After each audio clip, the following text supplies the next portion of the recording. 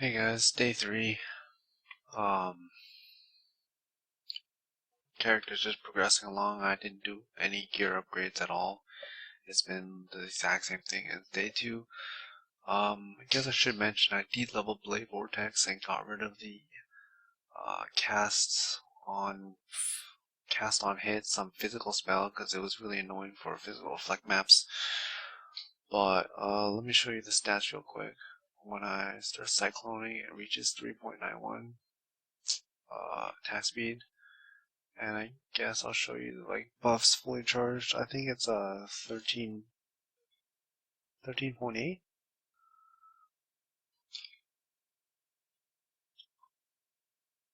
Get one more charge. I have 5 charges now. 18.3. That's what it is. So 18.3 is about like 3.66 per charge. So you should be hitting around this damage with face breakers and this kind of gear. So I'm just gonna do a map, answer some of the frequently asked questions, and then maybe detail like how to shop for like certain pieces of gear.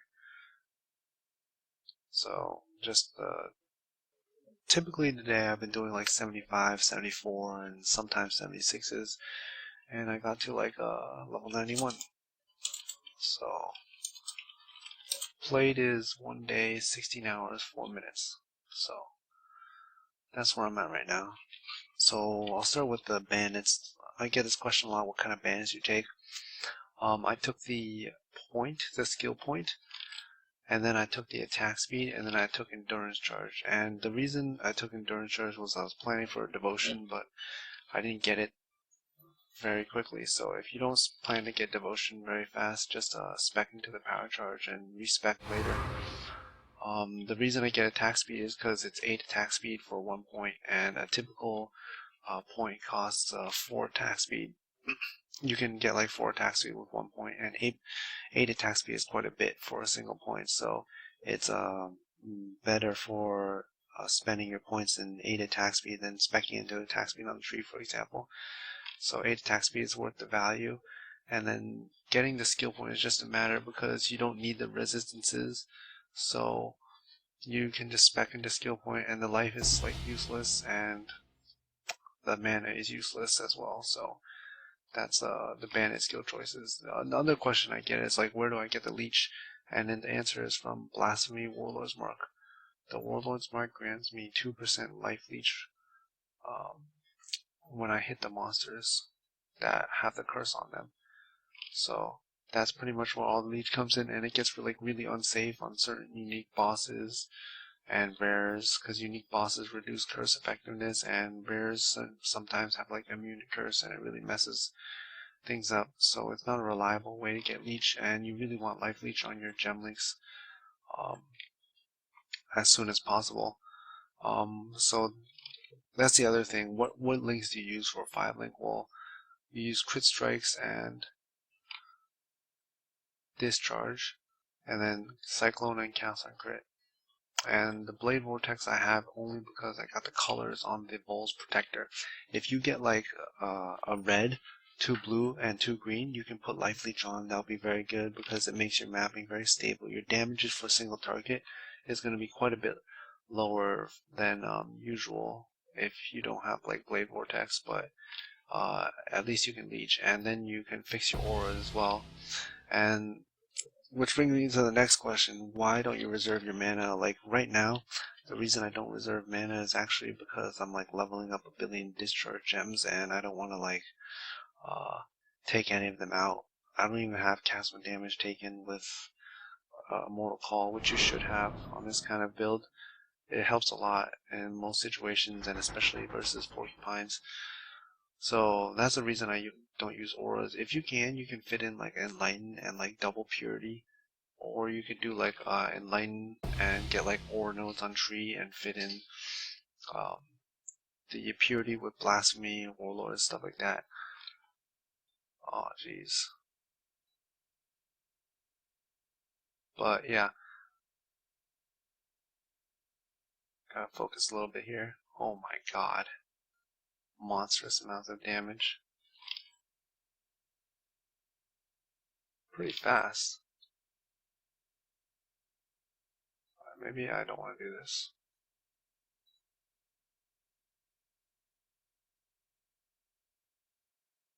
That ball is really annoying.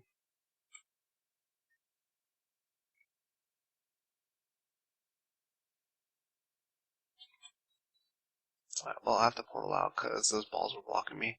You can't risk getting stunned by this guy, pretty much. Usually you don't want to do this kind of risky stuff when you're like leveling up and stuff.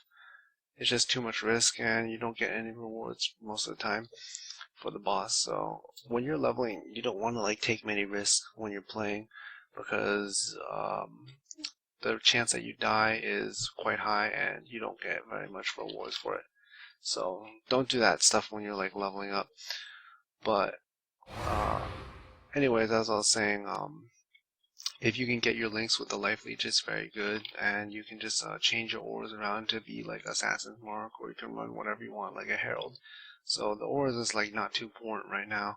It only gets important later when you like really not want to die. You want to run like, let me show you what you want to do. You want to go to your tree, and you want to get like 20% here and 6% here, and now what that will do is it will push your purity up from 4% max res to 5%, and that's really important for like reflect and volatile.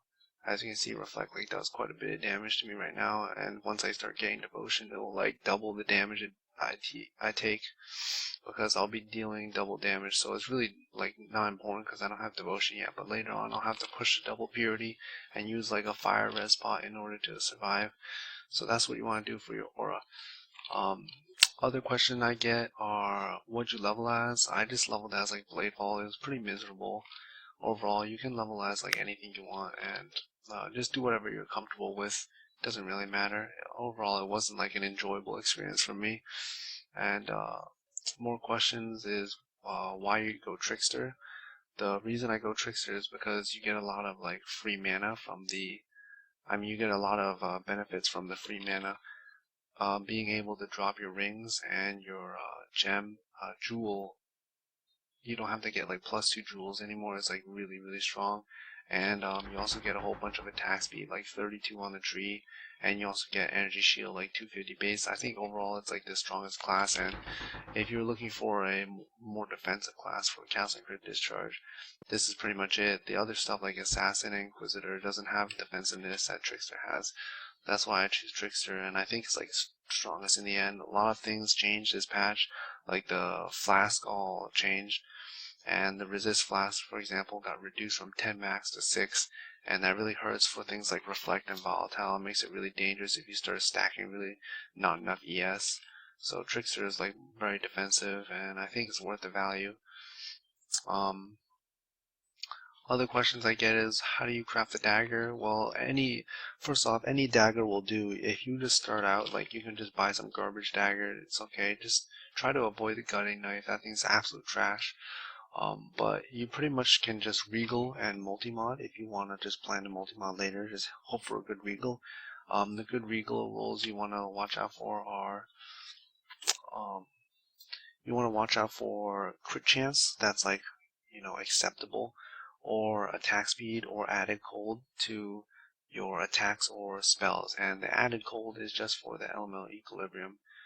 It's not too big of a deal to get the added cold anymore because you can just get it on rings now from the free Trickster ring slots that you used to have to reserve with Elrion rings. So that's pretty much it. The priority of your crafting should be critical strike chance is first priority because it modifies the base value and everything is multiplied by that base. And the crit strikes gem also increases the base value, but you want as much as you can get. So crit strike chance is like most important, and then second most important is attack speed, and then third most important is spell damage. But usually like and a crit chance and an attack speed dagger can carry you all the way to 100 no problem. So you don't really need like a multi-modded dagger or anything. The spell damage just only adds like 44% or something, which comes out to about 10% more damage at the end of the day. So that's pretty much how you do the dagger. I think I covered the most common questions with that. So, oh, I should mention the flask again. Diamond Flask is really strong because it rolls your crit twice and it just takes a roll that is higher. So stuff like the only downside is you can't like refill it during bosses because it can't roll surgeons. So that's pretty much the only downside. But the fact that it has only uses 20 out of 40 charges makes it a really strong flask overall. Would recommend. The other flask that's really nice, I think, is Stibnit. This thing creates a smoke cloud, which is basically blinding an enemy, and I think a blinded enemy has like 50% chance to miss or something, which is really a lot of mitigation for melee. And it also has a very low flash charge use, so I put anti-freeze on it so I can always have the anti-freeze if I want. You can put like anti-bleed as well. I also got a basalt, pretty good mitigation. It takes a lot of charges, but I rolled an increased duration, which makes it last like 8 seconds, combined with the 30% duration on the tree that I get. That pushes it to like 9.9 seconds or something like that. So it's a pretty a long flask over there. And you know, you just want a quicksilver with some sort of flask charge when crit, so you can have it against bosses. And that's pretty much it. You can pretty much roll any flask you want. Later on, I'll switch these around because I'll need to get a devotion, um, and I'll need to like put a rubby flask on. So later on, this will change. But diamond's really strong. That's what I would recommend you. Especially if you start doing Azaro, you can do Stibnit, and it'll like make him miss half the time, at least half the time. So that's really nice. I should talk about my like currency. So what you do is you just like pick up some of like the 10 chaos, 15 chaos shit, and then you slowly sell that stuff, and eventually you get like exalteds, and that's pretty much how I trade. I haven't like really bought anything much. As you can see, I just have like buyout 9 chaos and like all these individually priced I pretty much sell, except for like the super overpriced things. So you can like do that kind of stuff. The higher price items, if I don't sell it immediately, I usually lower it pretty quickly. But yeah, just use your best judgment, check PoE trade often, and you should be able to sell some stuff. So I'll just, the rest of this video, I guess I'll detail how to trade a little bit. So I guess for this one, I'll be talking about how to buy items. If you're like really looking to be cheap about your gear, you can do some like fancy things to get like a really good price for like decent amount of gear. So I may not be able to get any gear right now because it's like late at night, and a lot of people do this now. But what you do is you get a helm, for example, and you search for like 200 ES, and what you do is you want to craft the master mod percent ES on it. So you gotta make sure that what's tricky is people don't realize you can craft because the hybrid mod takes up an energy shield prefix, and it looks like it's can't not craftable because it has an energy shield prefix. But there's different mods that you can have on an item, and the two different mods are percent energy shield and a hybrid energy shield. So let me show you what I mean if that's a little confusing. If you go to the helmet on PoE Affix, and you go here, you see there's two different energy shield mods, and these are two separate ones, so you can have both of them on an item. So if an item has the percentage energy shield and the base stun recovery, that's one whole mod together. If the item has this, it can also roll a mastercraft percentage, and then you search for items that don't have the percentage but have the hybrid roll, the one that has increased energy shield and stun recovery, and then you craft the energy shield percentage, and then you get a very high ES item for a very low price. So let me show you what you do. You get the highest roll is 56 for the percentage energy shield and 17 for the stun recovery. So you go here and here. This is just going to be like one tip I show you for the day for the crafting. And you search for this, and like, you know, you search for like base like 200, 210 or whatever it is that's acceptable. And you see a lot of them are crafted already. So this is like a really difficult thing to do now because a lot of people know this trick. So you find something like this and you search through all the items and you look here like, okay, so this is a suffix, this is a prefix and suffix, and then the only thing that's questionable is the rarity roll. Now, if this rarity is a suffix, then you can craft a prefix on it, but if it's a prefix, then you can't craft any more prefixes because you only can have 3 suffixes and 3 prefixes. Now, considering this guy is like highest count 100, and he probably plays like energy shield characters all the time, this is probably not craftable, so you don't want to buy this kind of stuff. Another example is, as you can see, this has a hybrid roll, 2610. Rarity could be prefix, suffix, could be combination, and then another prefix. So this has 3 filled prefixes, so its rarity is a suffix. You pretty much gotta identify this stuff correctly to be able to craft it. Another example is you don't know if the rarity could be, it could either be a prefix or a suffix, so it's really hard to tell. You don't want to buy these rarity helms.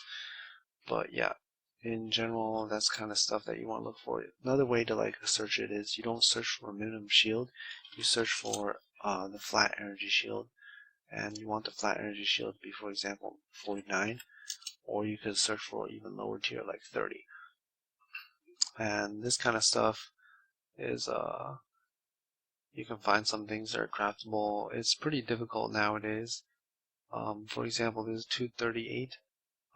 8 stun recovery, 40% energy shield.